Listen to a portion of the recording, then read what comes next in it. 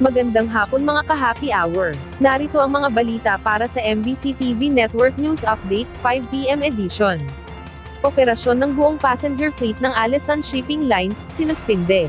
Yan ang MBC TV Network News ni Kyle Bulyas. Grounded na ang operasyon ng Alison Shipping Line matapos lumubog ang isa nilang barko sa karagatang sakop ng Basilan nitong Lunes ng madaling araw.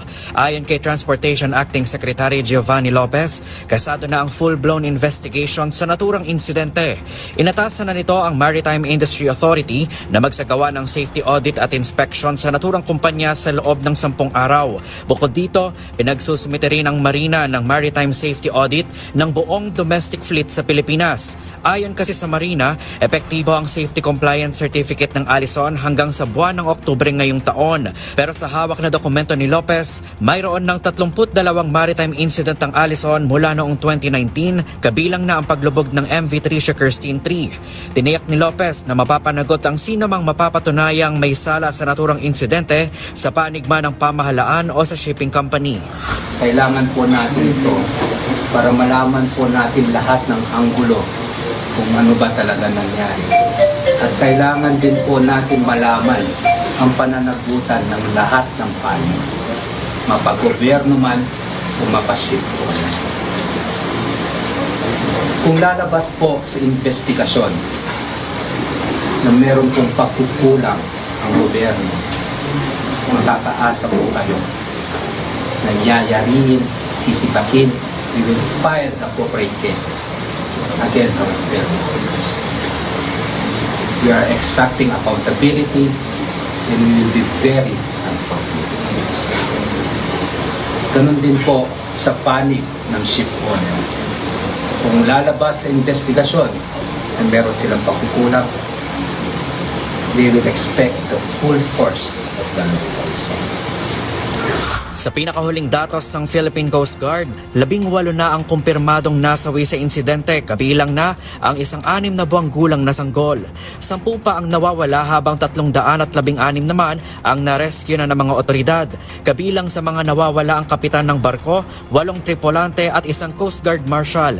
Ayon kay PCG Admiral Ronnie Hilgavan, magpapadala na sila ng 6 na technical divers ngayong araw habang 10 pa ang inaasahang darating bukas. Binigyang diin ni Gavan na bukas sila sa lahat ng posibilidad sa kung ano ang rason ng paglubog ng barko.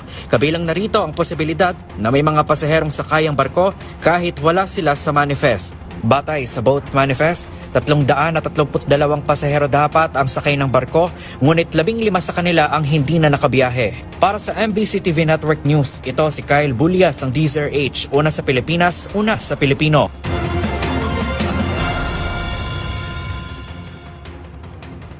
Samantala, sa Metro Manila ngayon, PNP, magpapatupad ng zero tolerance sa mga dayuhang lumalabag sa batas ng bansa. Mahigpit ang babala ng Philippine National Police sa mga dayuhang bumibisita sa bansa na sumunod sa batas o harapin ang umiiral na sistema ng katarungan sa bansa. Ito ayon sa PNP ay alinsunod sa utos ni Pangulong Ferdinand Bongbong Marcos Jr. na tiyakin ang kapakanan at protektahan ang mga Pilipino. Ginawa ng PNP ang babala kasunod ng pag-aresto sa Russian content creator Nikita Chekhov kamakailan sa loob ng isang kondominium sa Quezon City. Naging kontrobersyal si Chekhov matapos mag-upload ng mga video na kinunan sa Bonifacio High Street sa Taguig City, kung saan iginiit niyang may balak siyang magkalat ng human immunodeficiency virus habang siya ay nasa bansa. Batay sa mga sumunod na medikal na pagsusuri, lumabas na non-reactive sa HIV si Chekhov at negatibo rin sa iba pang kaugnay na sakit, pero sa kabila ng negatibong resulta ng mga pagsusuri, agad na kumilos ang PNP dahil sa likas na banta ng kanyang mga pahayag. Ating alamin ang mga latest update mamayang alas 5:30 ng hapon, sa programang Metro Manila Ngayon, Afternoon Edition. At yan ang mga balita para sa MBC TV Network News Update 5 PM Edition. Samahan ninyo kami bukas, mula alas 9 ng umaga, hanggang alas 5 ng hapon.